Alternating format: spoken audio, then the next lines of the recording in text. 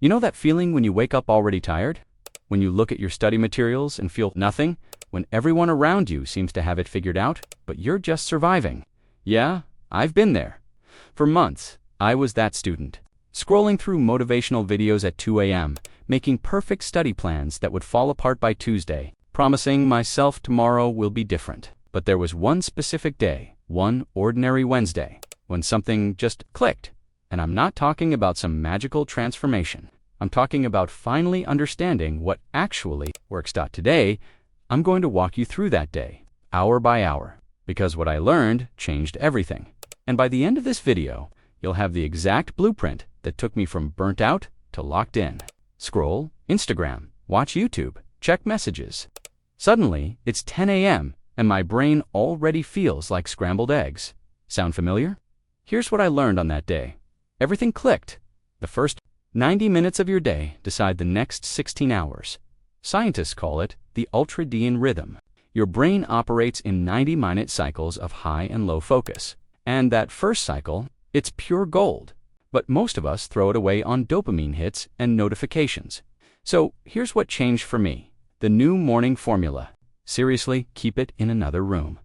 I know it sounds extreme, but your brain is in a theta wave state when you wake up. Super creative. Don't pollute it with other people's problems and highlight reels. Instead, I started doing this. Drink water. Stretch for 2 minutes. Write down 3 things I want to accomplish today. Not 10 things. 3. Your brain can only handle 3 priorities. Anything more is just a to-do list you'll ignore.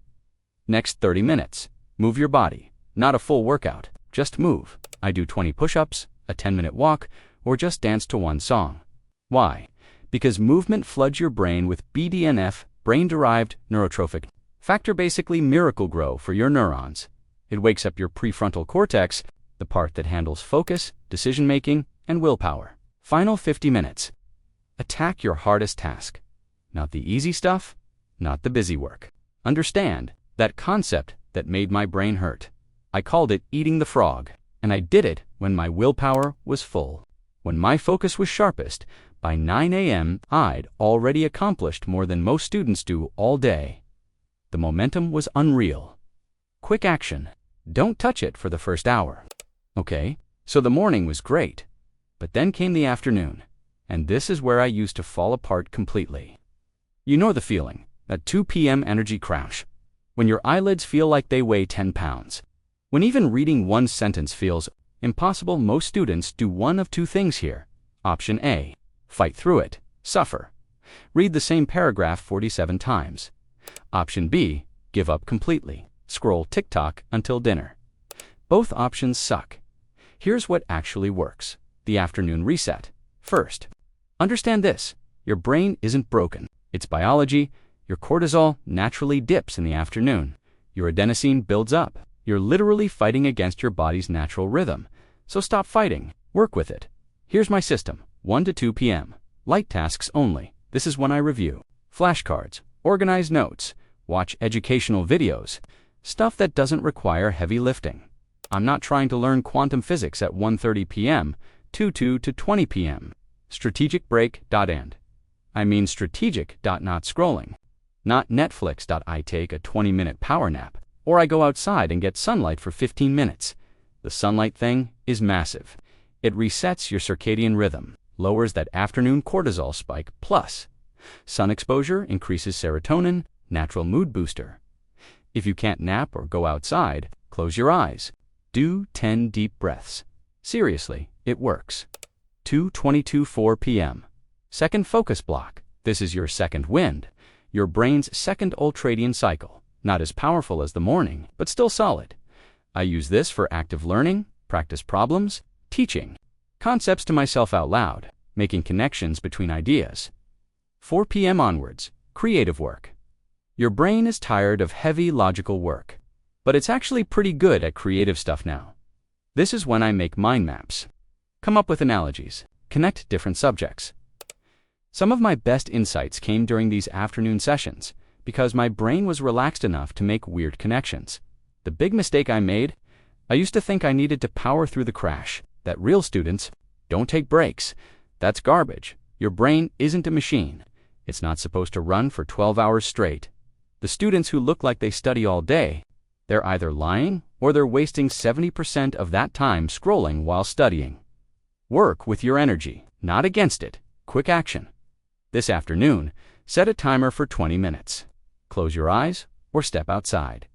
See how you feel after. That's it. The evening is where I used to completely sabotage myself. I'd feel guilty about not studying enough during the day, so I'd make these ambitious plans. I'll study until midnight. I'll finish 3 chapters. I'll catch up on everything. And then, nothing. I'd sit at my desk, stare at my books, check my phone every 3 minutes. By 10 p.m., I'd give up, feel terrible about myself, promise to do better tomorrow. Repeat. Cycle. Here's the truth. Nobody tells you. You can't study effectively at night if you're already mentally exhausted. Your willpower is gone. Your focus is shot. You're running on fumes. Trying to force it just creates this toxic relationship with studying. So here's what I do now instead. The evening wind down, 6 to 7 p.m. Light review only. I go through what I learned that day. Skim my notes. Do a quick recap. This is called active recall. It's one of the most powerful learning techniques. You're not learning new stuff. You're cementing what you already covered, 15 minutes max. 7 to 8 p.m., completely off. Dinner, hang out with friends or family, watch something, play a game, actually disconnect. Because here's the secret. Your brain processes information while you rest. Sleep scientists call it memory consolidation. Your brain literally reorganizes and strengthens what you learned during downtime. Constant grinding doesn't give your brain time to do this. 8 to 9 p.m. Prepare for tomorrow. I lay out my clothes, pack my bag, write down my 3 priorities for tomorrow. This does 2 things. 1, it removes decisions from tomorrow morning. Less friction. 2, it signals to my brain that today is done. I can actually relax. 9 p.m. onwards, sleep prep. Dim the lights. No screens. Read fiction or listen to music. I aim for 7 to 8 hours of sleep, not because I'm lazy, because sleep is when your brain clears out metabolic waste, consolidates memories, repairs neural connections, resets dopamine sensitivity. 1 night of bad sleep can tank your focus for 3 days. The mindset shift. I used to think sleep was wasted time. Now I understand. Sleep is when learning actually happens. Studying for 6 hours and sleeping 8 beats, studying for 10 hours and sleeping for ... every single time. Quick action tonight. Set a shutdown alarm for 9 p.m. when it goes off. Close your books, no matter what. Your brain needs the break. Okay, so I've given you the schedule. Morning, afternoon, evening. But here's the thing. The schedule isn't what changed my life. It was the mindset shift that made everything click. See, I used to think productivity was about doing more hours, more tasks, more grinding. I'd watch those study with me 12 hours videos and feel like a failure. But here's what I finally understood. Productivity isn't about doing more. It's about doing what matters. Those students grinding for 12 hours, most of them aren't actually learning. They're rereading, highlighting, making pretty notes. It feels productive, but it's passive. It doesn't stick. Real learning is uncomfortable. It's testing yourself and getting it wrong. It's explaining concepts out loud and stumbling. It's doing hard problems and feeling stupid. That's the stuff that rewires your brain. And you can't do that for 12 hours straight. You can do it for 3 to 4 hours of deep, focused work, and that's enough. Here's my new rule. Quality over quantity. Always 1 hour of active recall beats 4 hours of rereading. 30 minutes of practice problems beats 3 hours of watching lectures. 10 minutes of explaining a concept out loud beats an hour of highlighting. The comparison trap. I also stopped comparing myself to other students. You don't know their full story. That kid who seems to study effortlessly, maybe they've been learning this stuff for years. Maybe they have a tutor. Maybe they're just good at looking busy. It doesn't matter. Your only competition is yesterday's version of you. Did you focus better today than yesterday? When. Did you understand one more concept? When did you show up even though you didn't feel like it? When. Stack those tiny wins. They compound the forgiveness practice. And here's the big one. I learned to forgive myself for bad days because they happen. You'll sleep through your alarm. You'll waste a whole afternoon scrolling. You'll bomb a test you studied for. Old me would spiral. I'm such a failure. I'll never get it together. What's the point? New me? Okay, that sucked. What can I learn? What's one thing I'll do differently tomorrow? That's it. No drama, no self-hatred. Just adjust and move forward. Self-compassion isn't being soft on yourself.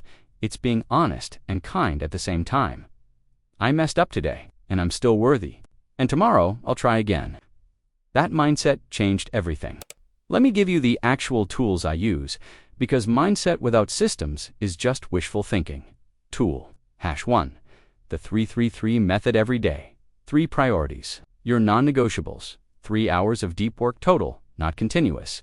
3 breaks planned and guilt-free. That's it. Simple. Trackable. Tool number 2. Time blocking, but make it realistic. I block my calendar, but I'm honest about my energy. 9 to 10:30 a.m. Deep work block 1:11 a.m. to 12:30 p.m. Deep work block 2, 2:30 to 4 p.m. Deep work block 3 blocks, 90 minutes each, with real breaks in between. No pretending I'll study for 8 hours straight. Tool number 3, the done.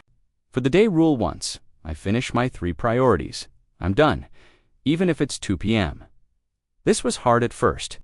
I felt guilty, but here's what happened. I started actually finishing my priorities because there was a reward. Freedom when productivity has no endpoint. Your brain stops trying. Tool number 4, the weekly review, every Sunday, 20 minutes. I ask myself, what worked this week, what didn't? What's one thing I'll change next week? I write it down. I look for patterns. This turned random good days into consistent good weeks. Tool number 5. The environment I have 3 zones. Study zone, my desk, phone, in another room. Water bottle full, no distractions. Rest zone, my bed or couch. This is for breaks and scrolling. Social zone, this is for friends and meals. Never mix them.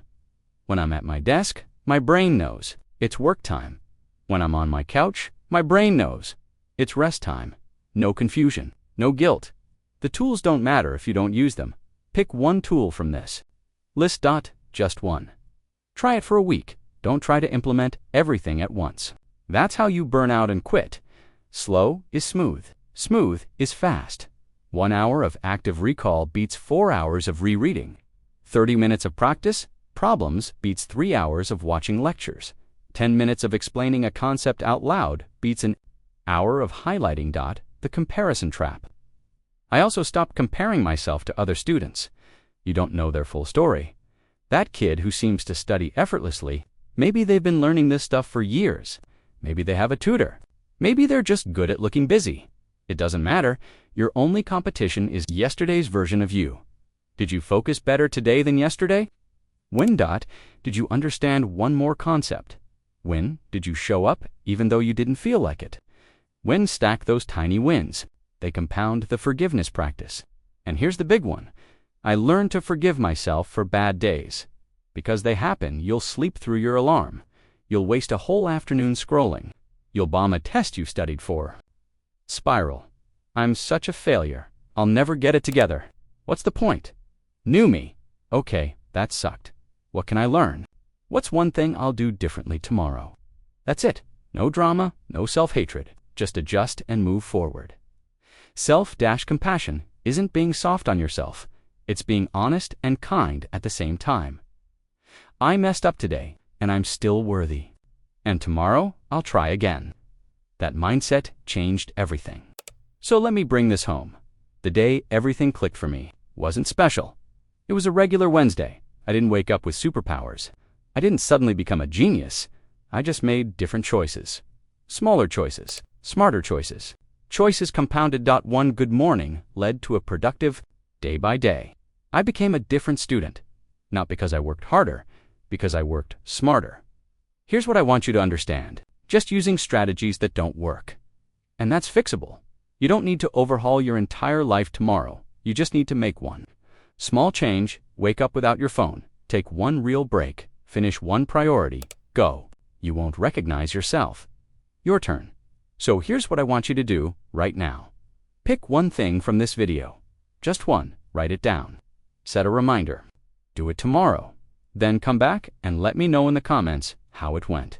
I read every single comment. It helps more students find this. Subscribe if you want more real, practical advice. To hear it, because we're all in this together, you've got this. I believe in you. Now go make tomorrow your day. Let's go the comparison trap. Study effortlessly. Maybe they've been learning this stuff for years. Maybe they have a tutor. Maybe they're just good at looking busy. It doesn't matter. Your only competition is yesterday's version of you. Did you focus better today than yesterday? When? Did you understand one more concept? When did you show up even though you didn't feel like it? When? Stack those tiny wins. They compound the forgiveness practice. And here's the big one. I learned to forgive myself for bad days, because they happen. You'll sleep through your alarm. You'll waste a whole afternoon scrolling. You'll bomb a test you studied for. Spiral. I'm such a failure, I'll never get it together. What's the point? New me. Okay, that sucked. What can I learn? What's one thing I'll do differently tomorrow? That's it. No drama, no self-hatred. Just adjust and move forward. Self-compassion isn't being soft on yourself. It's being honest and kind at the same time. I messed up today, and I'm still worthy. And tomorrow, I'll try again.